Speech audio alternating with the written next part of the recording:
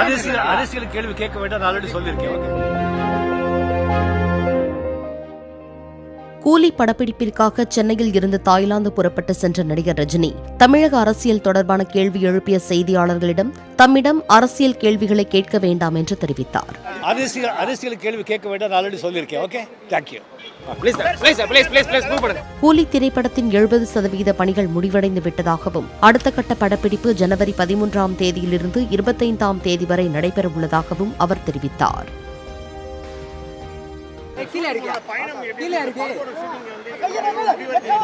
இந்த 70% முடிஞ்சிருக்கு. இப்போ 13ஆம் தேதியிலிருந்து 28ஆம் தேதி வரைக்கும் ஷூட்டிங் இருக்கு.